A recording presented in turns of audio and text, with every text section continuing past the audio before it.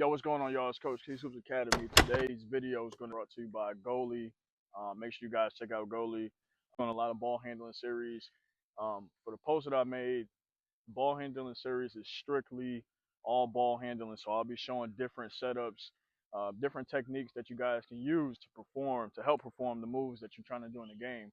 It's been a lot of parents, a lot of players in the DM or questioning in the email about properly perform a move in the game, or they're having trouble working on the stuff that they train on. Parents are coming up to me saying, he looks good in practice, he looks good in training, he looks good in pickup ball, but why is it not translating to the game? Be a few things. Playing under the whistle with a real live game is a lot different from playing just regular pickup ball. For one, confidence. When you're playing pickup ball, there is no consequence to you airballing a shot, getting ripped, turning the ball over, etc.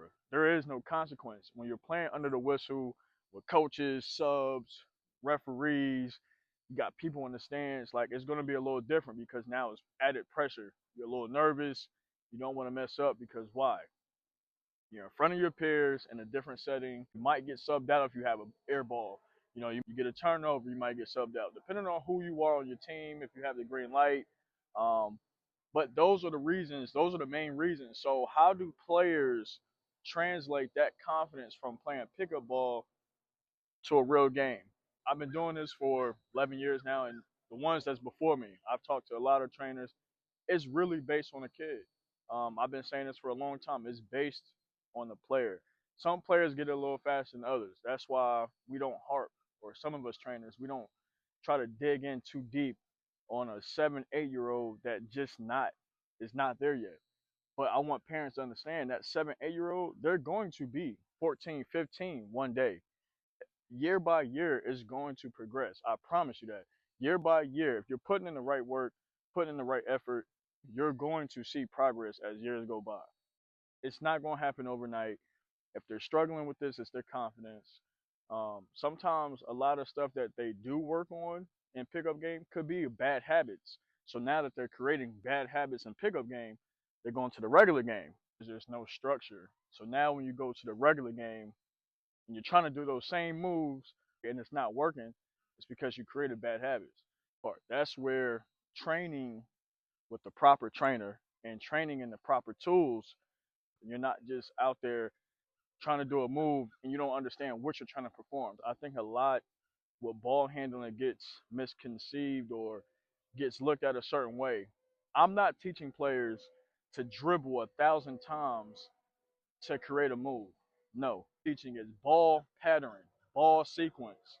Get comfortable using the ball in different segments because if you can control the ball, right, keep your handle tight, either a tight dribble, wide tight dribble. I want you to have that ball where it's glued to your hand. And now when we translate taking ball handling drills and control, now we got to do what? Because it's not just all here. Now you got to match your feet with your hands. And that's one thing that if you've seen my workouts, that's one thing that I preach. You got to be able to have your hands match your feet. It's not going to work. If you watch all the big time basketball players, every basketball player that has some type of ball handling, they got to have their hands match their feet.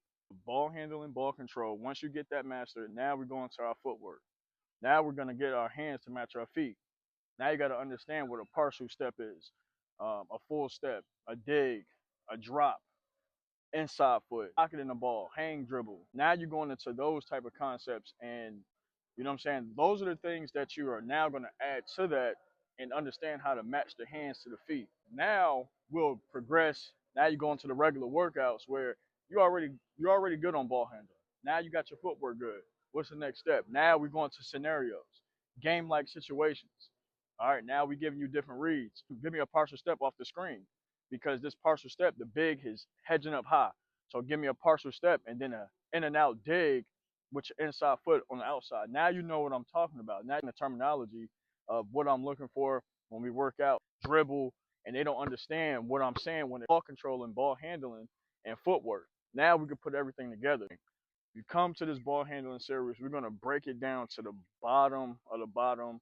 I want to give a major shout out to Michael Lancaster for always being there if I reach out and ask questions. A lot of his terminology and a lot of his breakdown to a lot of these moves, a name. Now I know this is how I need to teach. First segment, we're just gonna go over a lot of different ball handling drills you guys can do at the house. I'm excited, man. Let's get to it. We're not gonna be doing the elementary grade 1, 2, 3, 1, 2, 3. I kind of want you guys to keep up with me. Beginner. If you're a beginner, I want you to kind of put yourself in an uncomfortable situation. I used to get a lot of flack when I first started training. A lot of trainers and coaches, um, maybe they weren't as confident as me, but they would tell other people that I was too advanced for certain kids or too advanced in my training. And I wasn't that I was too advanced. It's the simple fact of I'm not gonna come out here and give you the elementary. If you're 5 through 7 years old, yeah, these kids were in fourth, fifth grade, going into sixth grade. I'm not gonna give you the 1, 2, 3, one. You gotta kind of progress it. And even with the advanced drills that I was given, it wasn't so much advanced. It was just a lot. And I want you to break it down. So we're gonna break down some of the drills that I like to use just to build control. All right. A lot of this stuff comes from control and being confident in your dribble. Ball being our left hand, and this is just a warm up. Every time I warm up, I keep a wide base. I want to get my hips activated, so you already stretched. You already got your down and back 2 times. You feeling a little loose, got a nice little sweat. All right, so from here, I'm going left hand dribble, right? I'm gonna go 1, 2, 3, 1, 2, 3 behind. 1, 2, 3, 1, 2, 3 behind. A lot of people will say that's advanced. That's not advanced. You know what I'm saying? Follow the steps. Being able to dribble that ball strong. I don't want to see this, right? A lot of players struggle with light dribbles. When you dribble the ball, you should be, it's just like a shot. If I'm here, flicking my wrist. If I'm dribbling, I'm flicking my wrist, right? And I'm trying to push that ball through the ground, right? If I dribble like this, it's easier and more prone to get stolen. 1, 2, 3, 1, 2, 3, wrap. That's one. That's two. 1, 2, 3, 1, 2, 3. It's three. It's four. It's five. We should go five left. We'll go five right. We'll start slowly progressing it into some other drills.